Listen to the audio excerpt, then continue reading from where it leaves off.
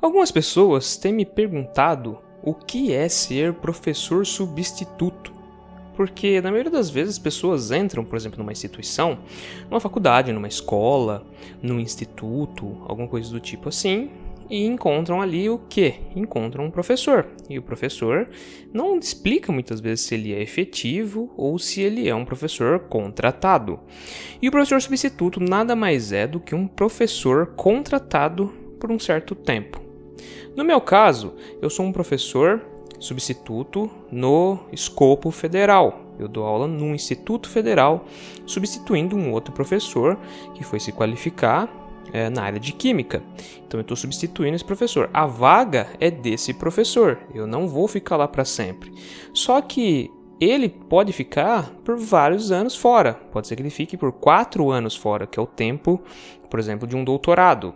Às vezes pode ser que ele fique 2 anos fora, que é o tempo do quê? De um mestrado. Pode ser que às vezes ele fique fora por bem pouco tempo, né? Às vezes uma professora ficou grávida, fica somente por 9 meses, 10 meses, né? E aí a pessoa acaba voltando, apesar que se a professora ficou grávida, ela tem direito a mais alguns meses, né? Para cuidar da criança, porque é completamente justo isso, né? Mas pode ser que dure somente 6 meses.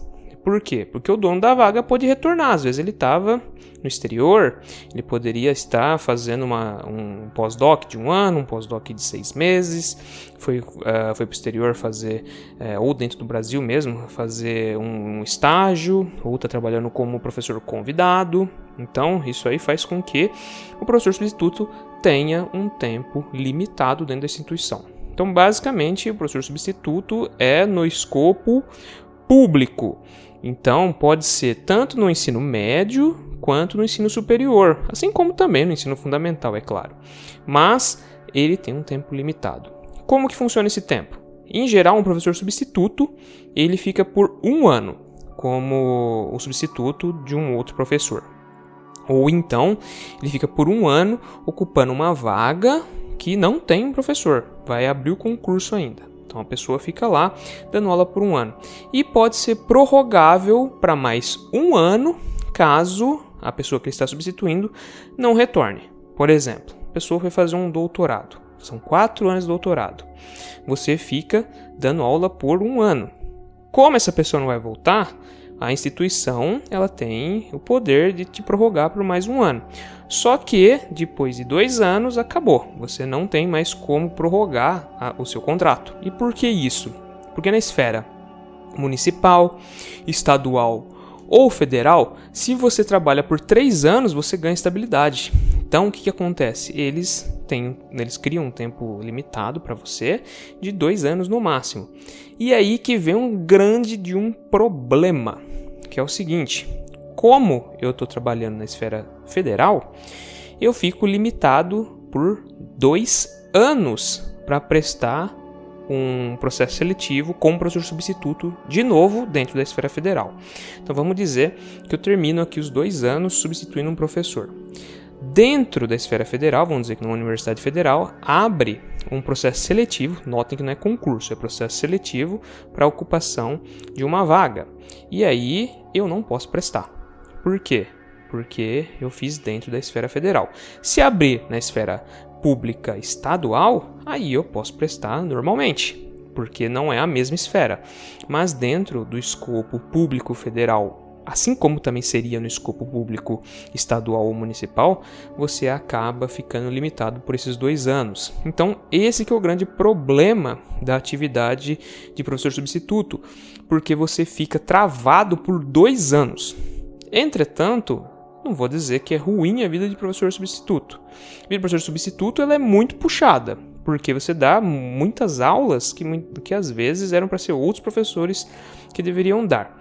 Mas, nesse caso, como você está em início de carreira, você pega todas as aulas possíveis. Por quê? Porque você precisa fazer currículo, então isso é bom, né? Você poder se engajar dentro de uma instituição.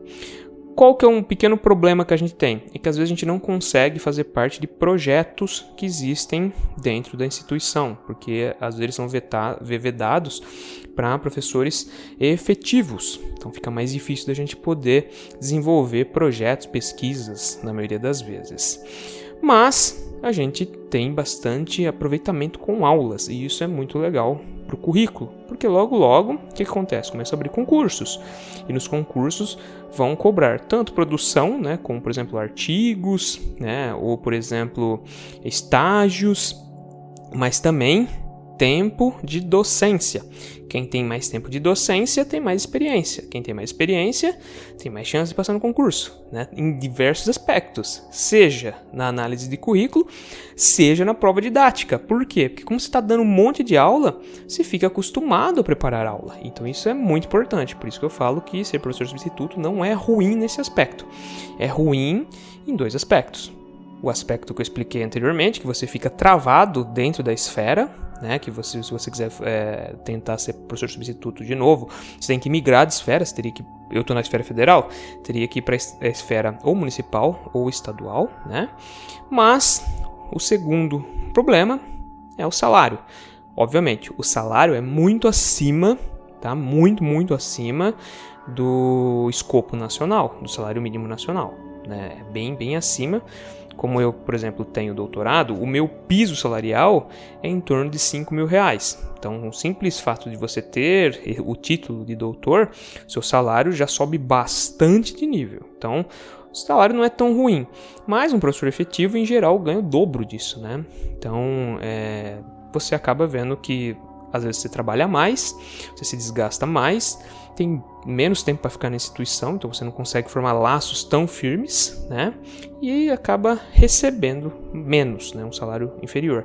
Mas é um salário que dá para você se virar muito bem aqui no Brasil, certo? Então, se você se questiona se vale a pena, após um doutorado, se vale a pena ir fazer um pós-doc ou ir ser professor substituto, o que eu indico é o seguinte: vá ser professor substituto. Pelo seguinte fato, é muito melhor você fazer o pós-doc durante a sua efetividade como professor, né, numa universidade, do que logo após o doutorado. Por quê? Porque você precisa passar num concurso. Para você passar num concurso, você precisa ter artigos, obviamente, e no pós-doc você vai produzir artigos, mas você precisa ter experiência também, porque no final das contas, na hora de você prestar o concurso, você só vai ter análise de currículo se você passar na prova didática, e a prova didática é onde muita gente é cortada, uma vez que você tem que saber dar aula também. A Universidade Brasileira, ela tem um tripé, que é ensino, pesquisa e extensão. Então, todo pesquisador que entra numa universidade, ele vai sim ter que dar aula. E é por isso que a gente tem, então, provas didáticas. E além de tudo, hoje também existe a análise de memorial. Então, o que é a análise memorial? É o seu histórico. Por quê? Porque tem muita gente que, por exemplo, faz uma licenciatura como eu. Eu fiz licenciatura em Química. Aí a pessoa faz um mestrado na área de pesquisa hard, ou seja, pesquisa de bancada, doutorado na hard, e também faz um pós-doc, né? Ou seja, trabalha como um pesquisador convidado na área hard também. E depois, quando abre um concurso, essa pessoa vai tentar prestar um concurso na área de licenciatura. Por quê? Porque a pessoa está desesperada, ela precisa passar em algum lugar. Não que essa pessoa não tenha competência para dar uma aula, mas a formação dela não é na pesquisa educacional. E isso daí acaba limitando o que a universidade está procurando. Então, por isso que ela pede um memorial para ver como que foi o histórico da pessoa.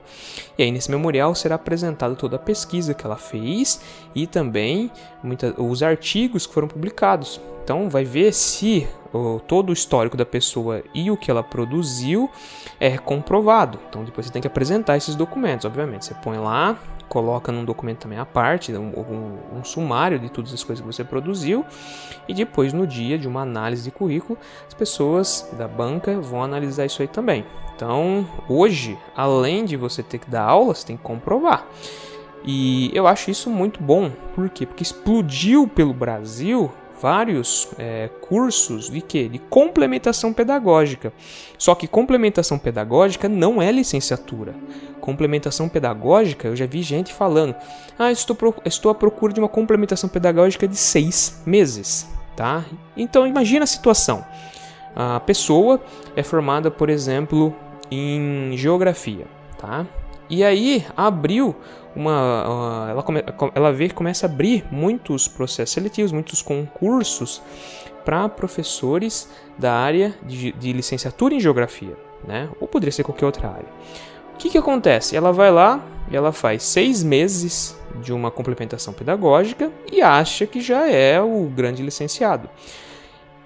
Quando essa pessoa entra, muitas vezes ela vai ser responsável pelo curso de licenciatura em algum momento. Só que olha como que isso não faz sentido, porque a pessoa tem uma formação toda em pesquisa e somente depois de 6 meses é que ela fez ali alguma coisa na área de educação, de didática, e vai querer, muitas vezes, ser o coordenador de um curso de 4, 5 anos na área de licenciatura. Isso é uma grande hipocrisia. Acredito eu que com o passar do tempo o MEC vai vetar isso. E é por isso que agora as universidades estão cobrando o memorial.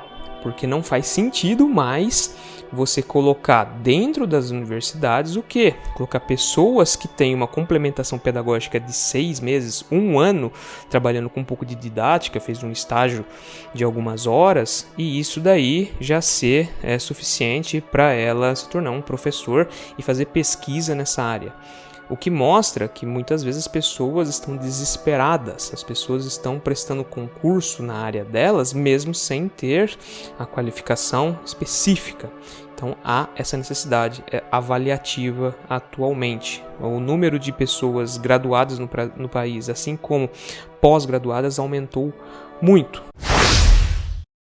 Então, pessoal, se você tiver a oportunidade de fazer um processo seletivo para se tornar um professor substituto, faça. Eu acho muito melhor do que fazer um pós-doc. Pós-doc, como eu disse, é melhor você fazer quando você já está efetivado. Por quê? Porque você já é professor, você pode ir para um outro país, fazer sua pesquisa lá, e quando você volta, sua pesquisa não, né? Você ajuda a pesquisar na realidade, né? Quando você volta, você já está garantido, você tem a sua vaga. Então, eu acho isso muito mais interessante. Então, pessoal, antes de terminar o vídeo aqui, se vocês têm interesse por divulgação científica, aqui na descrição desse vídeo eu deixei um link de um livro muito legal do Carl Sagan, é o meu livro favorito. Dá uma olhadinha lá se você se interessa por isso, e lá também tem o link de um celular que está com um valor bastante acessível, tudo bem? Agradeço muito a vocês que estão aqui acompanhando o vídeo até agora. Por favor, dê um like nesse vídeo, se inscreva no canal, e também clica lá no sininho para você sempre receber novas notificações de vídeos científicos. Muito obrigado pela sua companhia e até o próximo vídeo.